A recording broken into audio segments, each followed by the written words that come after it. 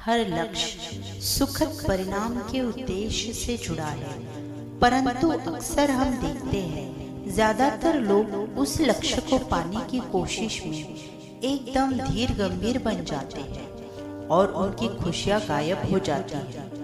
कोई असावधानी न रह जाए, कहीं चूक न हो जाए, ख्याल मन में पालकर आसपास का माहौल तनावपूर्ण बना देते हैं और हंसना ही भूल जाते हैं। तो इससे ही जुड़ी है आज की कहानी। कहानी का नाम है आखिरी हंसी, यानी अंतिम हंसी। एक बार की बात है, प्राचीन समय में चीन में 3 भिक्षु रहते थे। आज उनका नाम तो किसी को याद नहीं है, क्योंकि उन्होंने कभी किसी के सामने अपने नाम का खुलासा ही नहीं किया।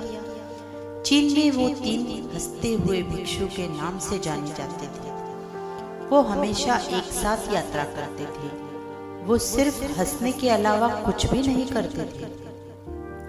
वो एक नगर में प्रवेश किए और नगर के बीचों बीच चौराहे पर जाकर हंसना शुरू कर दिए। धीरे धीरे ही सही, लेकिन जो लोग वहाँ रहते थे या काम करते थे या वहाँ से गुजरते थे, खुद को भी हंसने से रोक नहीं पा रहे थे।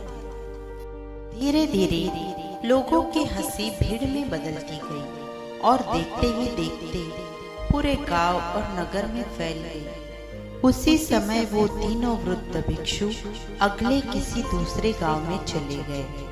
उनकी हंसी ही उनकी प्रार्थना और उनकी सीख थी, क्योंकि वो कभी भी किसी से कोई बात नहीं करते थे। उन्होंने ऐसा माहौल बनाया कि पूरे चीन के लोग उन्हें चाहने लगे और सभी लोग उन्हें बहुत प्यार करते थे, क्योंकि उन्हें कभी जीवन में पहले या बाद में कभी भी ऐसा आध्यात्मिक शिक्षक नहीं मिला। उनका हंसते हुए संवाद ये दिखाता था कि जीवन में केवल हंसने को एक महान अवसर के रूप में लिया जाना चाहिए। ऐसे हंसते थे मानो उन्होंने कोई ब्रह्मांडीय मजाक खोज लिया हो। इस प्रकार वो कई सालों तक यात्रा करते रहे और हंसते रहे और अपनी हंसी से पूरे चीन में खुशियां बिखेरते रहे। चीन के उत्तरी प्रांत के एक गांव में होने के दौरान उनमें से एक भिक्षु की मृत्यु हो गई। जब लोगों ने ये सुना तो लोग सुनकर चौंक गए और दूर दूर से घर खेत को खाली छोड़कर केवल अन्य दोनों भिक्षुओं की इस घटना पर प्रतिक्रिया देखने के लिए भागे हुए आए। वो इनसे दुख दिखाने या रोने की अपेक्षा कर रहे थे और सारा गांव उस स्थान पर जमा हो गया जहां 3 भिक्षु थे, 2 जीवित और 1 मृत। लेकिन शेष 2 जो भिक्षु थे वो जोर जोर से हंस रहे थे, बस हंस रहे थे और हंसी को रोक नहीं पा रहे थे। कुछ अच्छे लोग जो इस घड़ी में सहायता कर रहे थे, अविश्वास में उनके पास पहुंचे और उनसे पूछा कि वो अपने मृत मित्र के लिए शोक क्यों नहीं कर रहे हैं। एक समय के लिए भिक्षुओं ने जवाब दिया।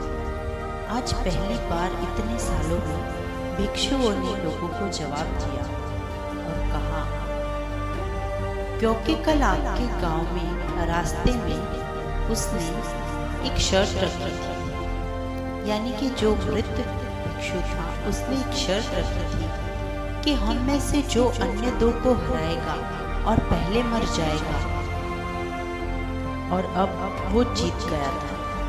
वो पुराना खिलाड़ी निकला। पुराने चीन में एक प्रथा थी कि जब भी कोई मृत हो जाता तो उसके पुराने कपड़े बदल दिए जाते और उसको नहलाकर नए कपड़े पहना दिए जाते थे।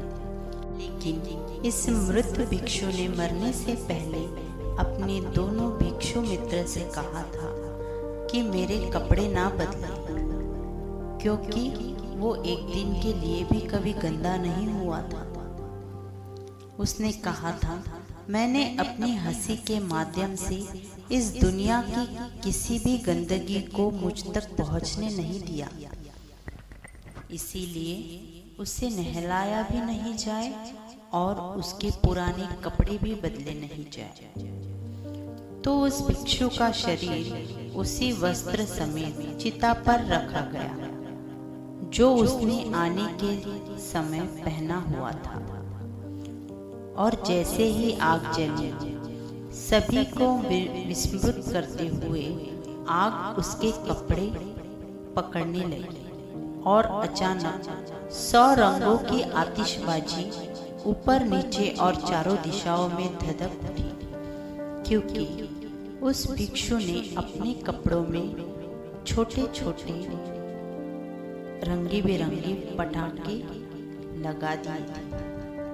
और अंत में वो लोग जो यहाँ इकट्ठा हुए थे उन 2 बुद्धिमान व्यक्ति की हंसी में भी शामिल हो गए। हम जीवन में देखें तो हमारे जीवन में केवल यही कारण हो सकता है कि हम इस धरती पर हैं, इसीलिए हम हंस सकते हैं और हंस ही सकते हैं। आनंद और हंसी का अनुभव करना कभी बंद ना करें। इसलिए अगली बार जब आप किसी समस्या का सामना करें तो आईने में देखें और समस्या को हंसी से दूर भगाएं, क्योंकि आपका आनंद ही है जो आपको जीवित बनाता है। दोस्तों, आशा करती हूँ कि आज की ये कहानी आपके जीवन में ज़रूर बदलाव लाएगी। तो ऐसी ही रोचक कहानियाँ सुनने के लिए मेरे चैनल को जल्द से जल्द सब्सक्राइब करें और ज़्यादा से ज़्यादा शेयर करें। जल्द ही मिलेंगे एक और नई कहानी के साथ। तब तक के लिए धन्यवाद।